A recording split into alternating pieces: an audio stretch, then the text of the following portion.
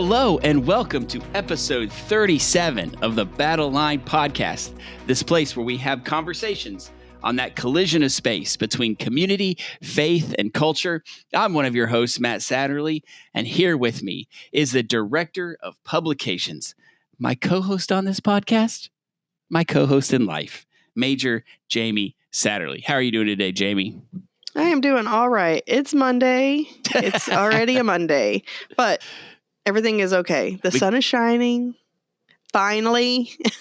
we can tell. I'll talk a little bit more about that in my time of joy, but yeah. We can tell by your voice almost there for a second. It's a Monday, though. Yeah. Good old Mondays. We also have with us here our co-host, our producer, the one who makes this whole thing run, our media manager, Elizabeth. Elizabeth, how are you doing today? Howdy, I am pumped up. All right, very cool. Woo, woo. So this is, as this episode releases, it is National Salvation Army Week. And this week is dedicated to highlighting the programs of the Salvation Army all across the country. So today we're going to talk over the history of National Salvation Army Week, and then some other things that are happening in our culture and what the Salvation Army can do to address them. Yep. So, we are recording this at the prelude of Salvation Army Week, and when this comes out, it will be the exclude. What's the other word? Postlude. Postlude. Yeah, I said exclude. What is that? Postlude. Conclude. That's good. Conclude. Good job. Thank you, Major Thesaurus. Crushed it. It will be the end of National Salvation Army Week. When I was a Corps officer and I heard, National Salvation Army Week is coming up, I always kind of was like, oh no, like there's something else I have to do. I'm not going to be able to do this to the best of my ability because I've got a million other things to do. But that's okay. The National Salvation Army Week is just a week where we can highlight what we're doing. It's not a new program. It's just almost like when the spotlight shines on the Salvation Army nationally, and we can just tell our story and share what we do. Yeah, it's just another opportunity to share what you're already doing. And I also think that in recent years, probably not even recent years, it's probably been going on for a while, a lot of units use this opportunity to thank volunteers or donors. That's good. They're, going out and delivering, things saying, thank you for supporting our programs. It's National Salvation Army Week. We couldn't do the work without you. So it's just a good way. It's a good dedicated time to highlight what we're doing and to thank the people who make it possible to do what we do. Very good. All right, let's play a game. I have a game for you, Major Jamie and Elizabeth. I hate these games because they make me stressed. Here's the thing. So I have 7 national holidays. Okay. I'm going to read them off to you. These are legit holidays. I did not make one up. And then you're going to tell me, is it a national day? Does it get a national week? Or is it a national month? Okay. All right. Does it clear as mud? You understand? Super muddy. Listeners at home, you can play as well. Just speak into your radio or your iPhone and we can hear you. Okay, ready. Here's the first one. National Houseplant Appreciation. Is it day, week, or month? National Houseplant Appreciation. Well, as somebody who really does appreciate houseplants, stay tuned for what's bringing you joy. I think it should be... Wow, Major Jamie, tipping the cards already. Month. Okay, so you say national... No, I think it should be a month. Okay. But I feel like it's probably I'm going to say week. Okay. What do you say, Elizabeth? Day, week, or month? How long are we appreciating houseplants? I think people who appreciate houseplants really want to lean into the whole month. So I'm going to go with it's a month. It is a day. Oh, it's a day. Oh my gosh, what a ripoff. We only appreciate houseplants one day a year. Houseplants like sourdough bread. The pandemic brought back a revival for houseplants, I think. True. People are like, now I'm home more. I need freshness and light. I need things purifying the air. So bring me all the houseplants. They had such a resurgence. All right, here we go. Next one, number 2. I got 7. Number 2. National Be Kind to Servers Day, week, or month. National Be Kind to Servers. We should always be kind to servers. Yeah, that should be, every day should be Kind to Servers Day. Is it national day, week, or month? Be kind to servers. I'm going to say month. It should really be every day of the year.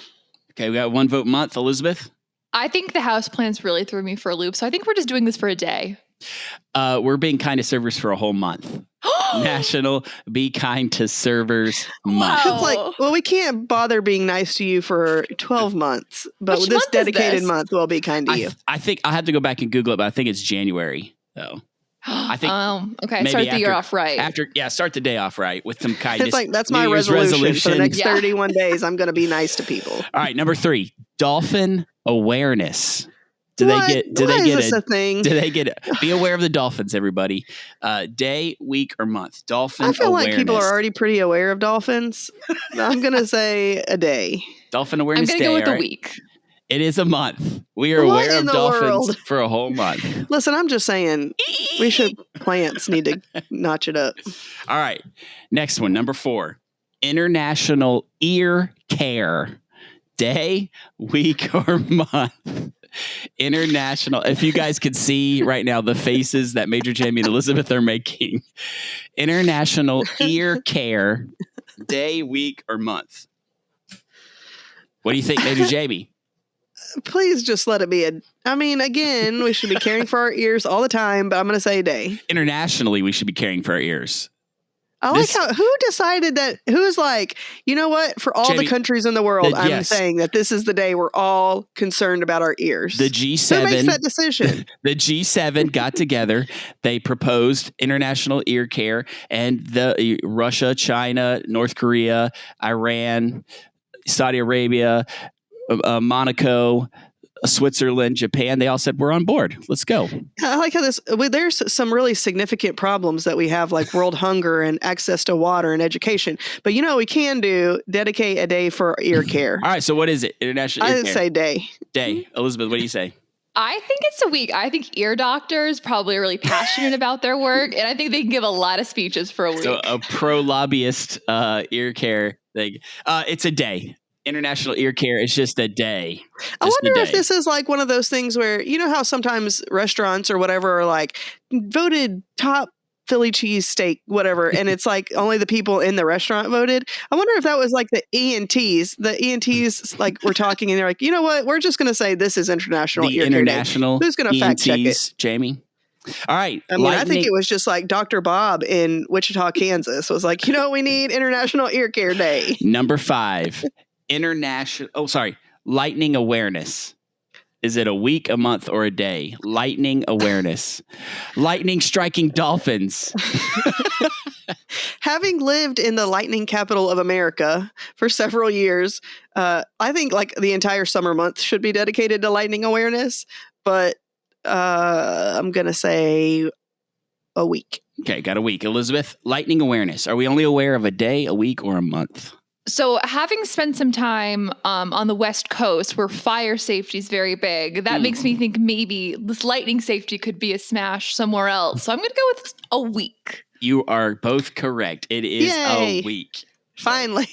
Celebrate Took the Lightning question's Awareness sake. Week by going outside and looking up.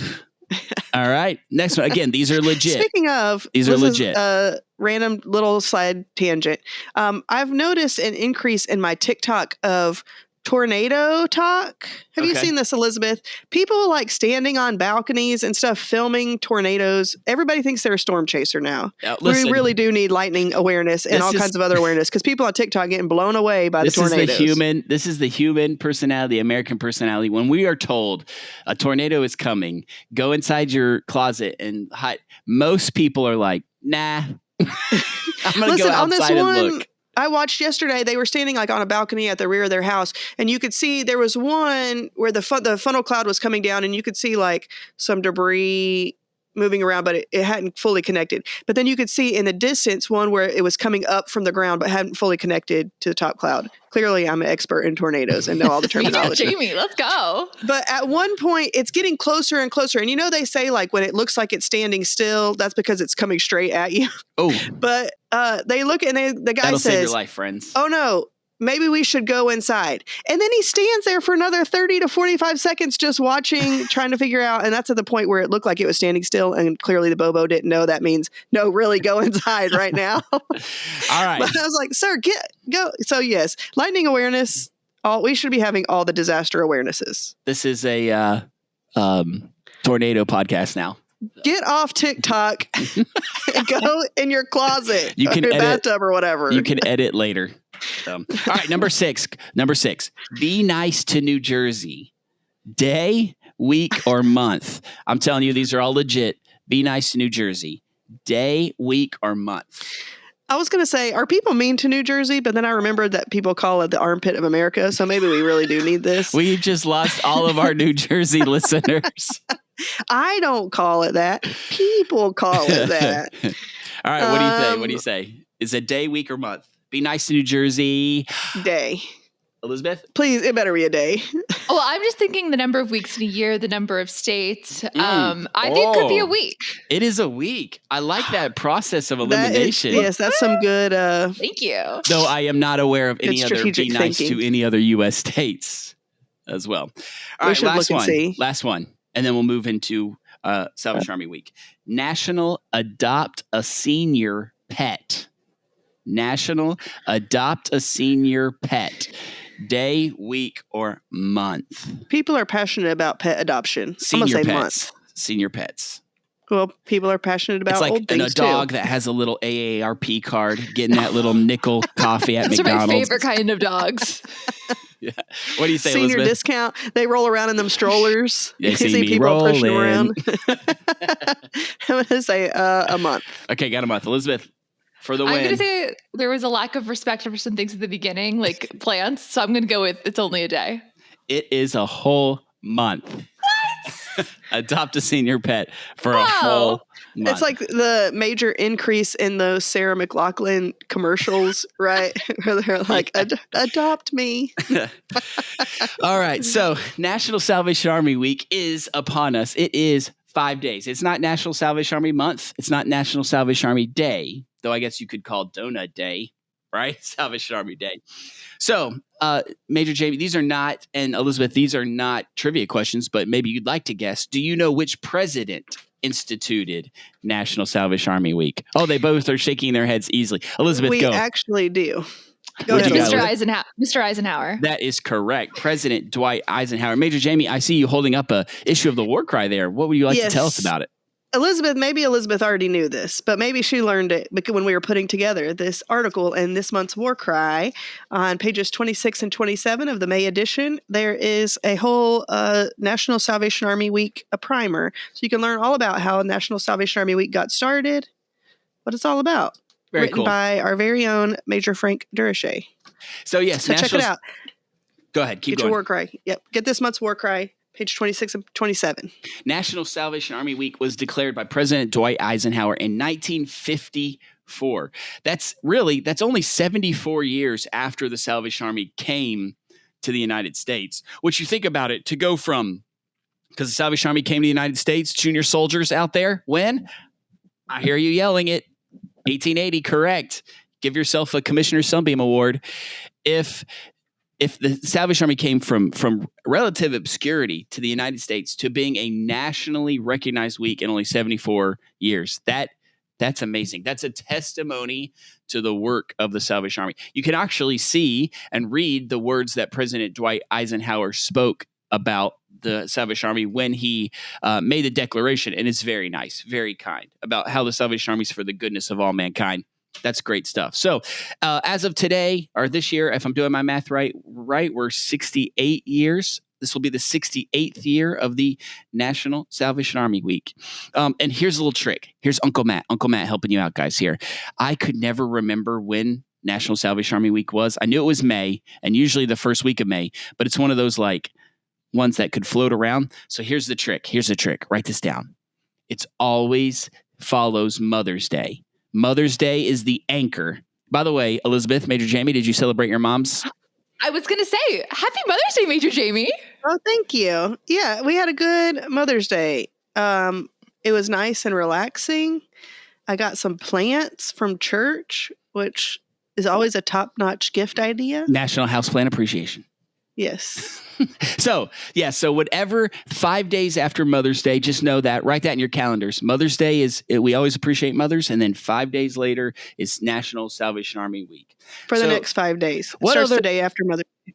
What are some of the activities that you've seen happen during National Salvation Army Week? You mentioned it a little earlier, Major Jamie, with like appreciation of volunteers. What other stuff goes around? Yeah, so again, I think it's a time for where the Army is drawing attention to what they're doing in the various, whatever their community is. They're going out and thanking donors, going out and thanking volunteers. Sometimes that's the week when you have like your volunteer appreciation dinners or your annual dinners to, bring people in and just celebrate all that the Army has done in the community in that given year.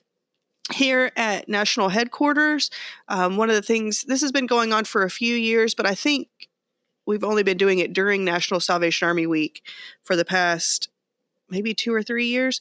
But we go and there's a little service at the Arlington National Cemetery by the grave of General John Pershing, who was the one who kind of communicated with Evangeline Booth and allowed the Donut Girls to go over and do their ministry. And so during National Salvation Army Week, or at the conclusion of National Salvation Army Week, we go and have a little service there, place a wreath at his grave. And so that's just a nice observance. There's always, last year we had a guest from the armed forces who came and shared a little bit about the Salvation Army and what it means to the country and all that kind of stuff. So just my personal opinion, I think that the Donut Girls probably is what launched the Salvation Army in the United States onto the national mindset, the national platform. I mean, again, the Salvation Army before that, we've always been in these communities for sure, over 125 years in most places. But I think it was just that simple decision that launched the Salvation Army into the national charity. Now, we are a church, but charity known for what it is today to the most American people. So let me ask you this question. I'm going to kind of just flip it up here, because National Salvation Army Week is about raising awareness, not of dolphins or lightning, but of what the Salvation Army is doing. So Major Jamie and Elizabeth, let me ask you this question. When you tell people you work at the Salvation Army, and listeners out there, you've probably had this same experience. When you tell people you work at the Salvation Army, what is their first response to you when you say you work at the Salvation Army? Elizabeth, how about you? You go first. You're walking down the street. Somebody says, "Hey, you look like a cool cat. Where do you work?" You say Salvation Army, and then they say, "That's cool." Okay, I like that. Yeah, some parents really like it. They're like, "Oh, I used to ring the bell." Okay, so we have first, that's number one. First off, you said there's like an appreciation for what the Salvation Army does, a acknowledgement of the good work that we do, and then two, they went right to kettles. Yes. Oh, totally. Okay, so most people know the kettles. Anything else that they usually say? They ask me what I do, and then I say I do publications. Like, I didn't know they had a publication. Okay, I like that. I like that. All right, Major Jamie, how about you? When you tell people you work at the Salvation Army, what do they usually say to you? Well, I can remember distinctly the first, I guess the first time that I was ever asked, and this was more in conjunction with church. Where do you go to church? I was in the 8th grade in Odessa, Texas. And so I can't remember what we were talking about in class. It was in history class, I think. And so we were talking about something, and I said, I go to church at the Salvation Army. And they were like, do you just push the clothes aside and like set up chairs? And I was like, oh, you're talking about the thrift store? No, that's another thing. Like, it's an actual church. So that was the first time that I can remember as a kid kind of being confronted with that. Like, people don't necessarily know we're a church, but know like the community efforts and stuff. I'm sure every Salvation Army officer could say that. It's always a little bit weird to like know how to classify it when somebody says, what do you do? And then I say, well, I'm a Salvation Army officer. Well, then what does that mean? Well, it means something different everywhere I go. That's right. True. So a lot of times I just say I work for the Salvation Army. And usually people have, there's always a lot of things to say, like, oh, I went there as a kid. I went to the, character building programs, or, oh, and I meet those people everywhere. One time I met somebody at the hospital who was a camper at the same camp. Then, like randomly, like in Hobby Lobby, a lady I had a jacket, I think, with a shield on it. She was like, oh, my grandma was a Salvation Army officer. We hear a lot of things like that, like how they associate or, how they're adjacent to the Salvation Army in some way. So most of the time, it's positive. Only maybe once or twice have I gotten like a negative reaction, but that you just deal with it and move on. Sure. Okay. So here's the reason I bring this up is because National Salvation Army Week is about, again, raising the awareness of what the Salvation Army is doing in local communities all over this country every single day. When I just recently went to a conference, a conference that was attended by Christians, by the church, by the evangelicals, by people who know what the mission of the church is. And as I sat there in uniform, in my Salvation Army uniform, I was talking about the Salvation Army. And even amongst brethren, Christians, evangelicals, they said to me, wow, I didn't know the Salvation Army was a church. I thought you were just a charity. Now, these are our people, right? So here's my question to you. Here's my follow-up. And here's what I want to hear from you at home, listeners. I know sometimes we get like almost maybe a little offended or miffed a little bit or shake our head. Let's say that. At least we shake our head when people say, oh, I didn't know the Salvation Army was a church. But here's my question to you. Can that be a good thing? How can that be a good thing that we can do the work of the Lord and not necessarily have the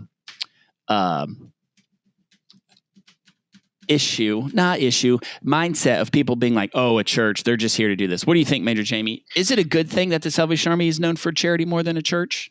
I don't know that I would call it a good thing. I think it presents opportunity. I like that phrasing. Because then, people's like, oh, I don't know that's a church. And then that's a perfect opportunity to explain to them, why we do what we do, that it's all born out of, a love for God and a love for his people and a desire to be God's hands and feet, in the world. So I think it presents, I don't know if I would say it's good. I don't think I would say that it was good. It's good. I don't think it's bad that we're known for our charitable work. I just don't know that I would say it's good that people don't know we're a church. But I do think it presents a good opportunity to us. And so I think there's a lot of reasons. It's always a little surprising to me, and maybe it's just because having grown up in the church, but I always think of the word salvation in church context. Sure. So I always wonder, and I've never asked this question before. Maybe the next time it happens to me, maybe I'll ask them, what did you think the word salvation was all about? Yeah. Maybe they just think it's saving, humanity from poverty, the perils of humanity. But sure. To me, that word salvation is a pretty good indicator. But I also recognize that not everybody was raised in the church, and so maybe they don't, that terminology that seems so churchy to me isn't true. To everybody. I think you nailed it. I think salvation is a doctrine word, a church word, and most people just don't, equivocate both of those. Yeah, maybe so. It's probably likely that, just because that's my experience when I hear the word, that's my first association. But if you're not raised in that, or even in a different church context, it just may not be your first thought. That's okay. Reggie McNeil is a guy that has a speaker that has spoken to lots of different churches, lots of Salvation Armies. And Reggie McNeil said something once. If you ever get a chance to read his books or hear him, totally check it out. Hit us up if you want contact information and all that good stuff. But Reggie McNeil once said to the Salvation Army at an event I was listening to, he said, I spend my whole life trying to convince other churches to be like the Salvation Army, to love God, but to give a hand to man, to help out practically, serve in those communities where those churches are established. I spend my whole life telling other churches to be like the Salvation Army. And I spend my whole life telling the Salvation Army, stop trying to be like all the other churches in town, because you should have a heart to God and a hand to man. So I see it, as you said, an opportunity. And I even see a little bit of goodness. I would say it's maybe good thing. You can't say it in black or white, right or wrong, good or bad. But I do think there are opportunities for the Salvation Army to say, to be like, we are doing the work. We are doing the work. And like William Booth told us, nobody's going to listen to you about the gospel if they're hungry, if they're thirsty, if they don't have a place to lay their head at night. Meet these needs first, and then people will listen to you about the gospel. And that's what the Salvation Army is doing. So to wrap this up, to get ready to close out this episode, I'm just going to give you guys a few things.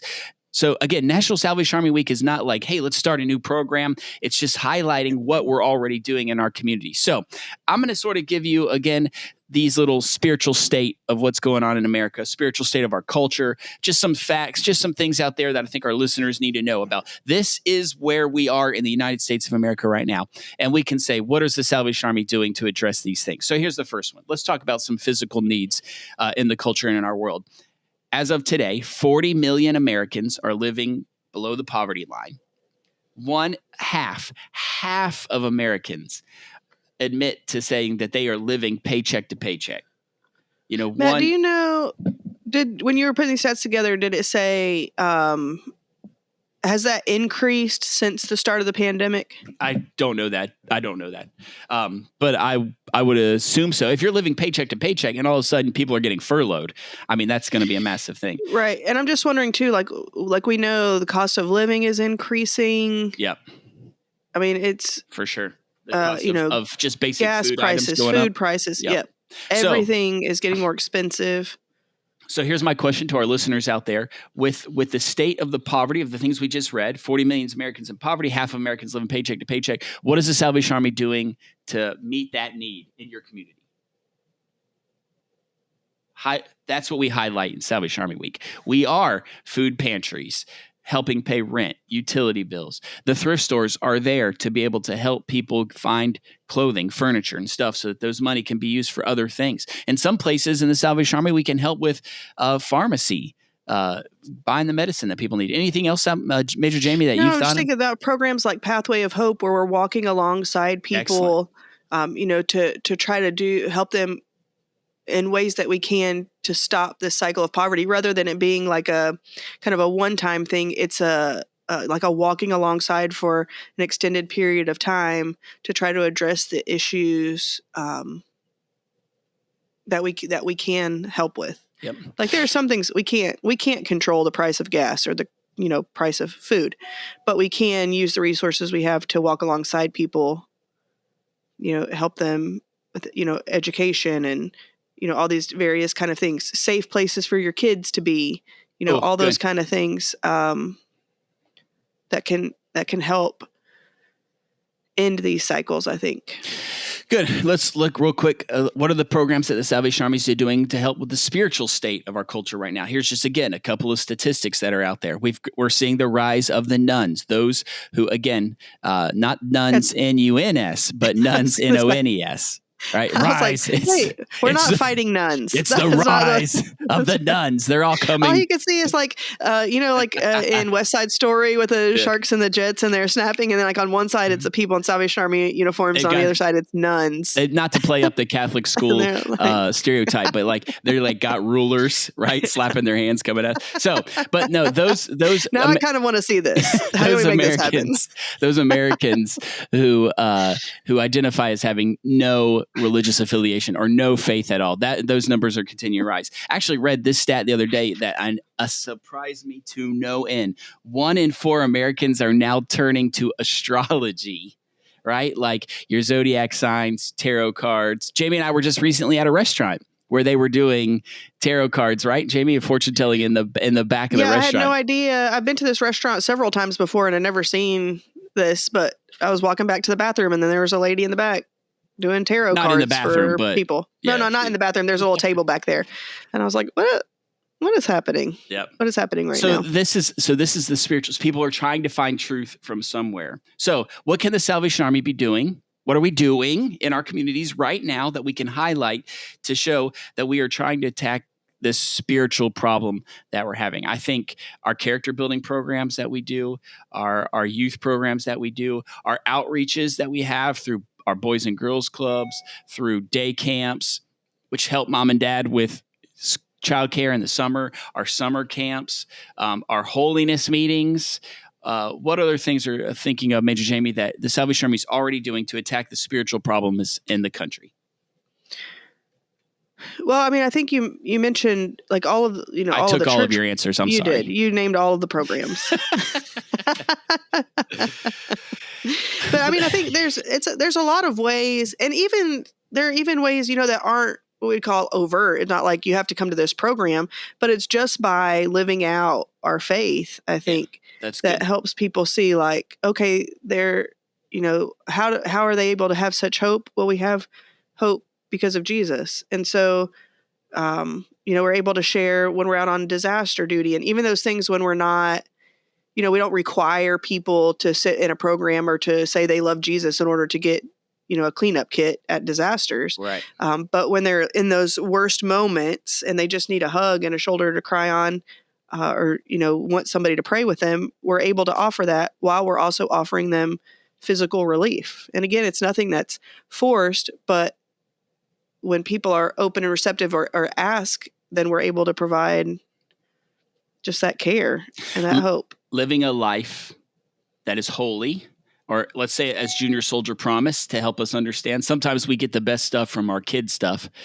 Living a life that is pure in thought, word, and deed in this culture will make people say, what is going on there? How can they live with pure thoughts, with pure words? Why aren't they cussing? Why are they doing these things, right? How are they living their lives this way? So to the culture, will take notice of that. And when the world takes notice of that, we have an answer that we do that through because of Jesus and the change that he has brought in our life. All of our programs should be pointing to Jesus. Everything we should do to point to Jesus, because poverty will always be with us.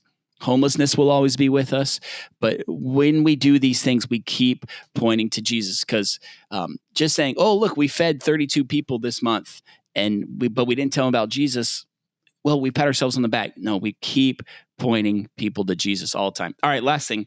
Let's just talk really quick. 2 stats about the mental health in this country as well. Again, we could talk about all this all day, but we're going to do this. 1 in 5 Americans say they're struggling right now with mental health thing. 1 in 5. And then 10%, at least 10% of the American youth say they are suffering from major depression. 10%. So what can the Salvation Army do to help with the mental state that is going on, the mental checkup of the United States? What do you think, Major Jamie? Well, again, I think that offering community is a good start, or places where, kids can understand that they're not alone, can combat that loneliness through these programs by building community. But I also think a lot of times Salvation Army has connections in the community where they're able to share resources. So if you have a young person who's going through mental health issues, or not even a young person, just a person who's going through mental health issues, a lot of times the Salvation Army will have connections, or will be able to find at least connections to help them get help. It's not something that we advertise a whole lot, because it's not like, that's not our main job, is to offer referrals, right? Right. But oftentimes, just because of the connections we have in the community, they're able to help people with those kind of resources. Yeah. All right. Well, that's National Salvation Army Week. Again, when you hear this, Salvation Army Week will be coming to its conclusion. For more information, definitely just Google National Salvation Army Week. It'll take you to the national website. Also, it will take you, I just did it the other day, Googled it, and it will take you to a host of media articles and things that have been written about that. Listen, the media, the national media, the local media is watching the Salvation Army this week and giving us the chance to highlight our programs. Right? They're not highlighting First Baptist down the street. They're highlighting the Salvation Army for the work that we do. Major Jamie, do you want to hype anything else? Oh, one more time, hype everybody about the War Cry article that's coming out. Yeah, I would just say, again, this month's May's edition of the War Cry, right there on the cover of the magazine, it says a heart like Jesus. And really that's what we're trying to do, is to serve with a heart like Jesus, to be his hands and feet. But then, in there's a little article on what National Salvation Army Week is. Just all kinds of great stuff in this edition. There's a story in there about a volunteer and kind of what he learned through his experience as a volunteer. Just all kinds of goodness. So check it out. Make sure you check it out. Stop by your local Salvation Army, or go to thewarcry.org. You can see the articles there. Good stuff. What a plug. All right, Major Jamie, you want to ask us our last question? Yeah, absolutely.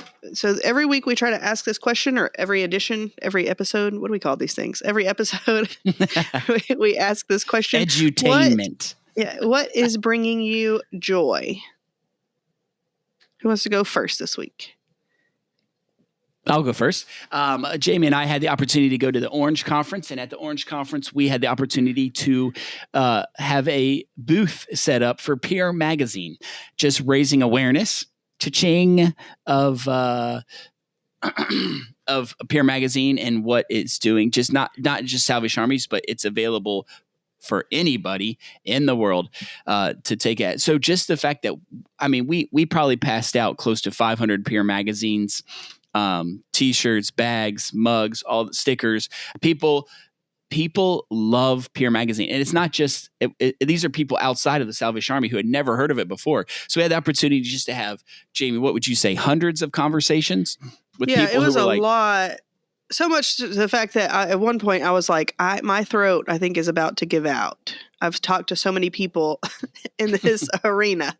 So, but yeah, it was just great to meet so many people. And then when you say, oh, this is a Gen Z magazine put out by the Salvation Army, people are like, oh, like they recognize Salvation Army name. And then they're like, oh, I had no idea. One of the coolest things I think was we met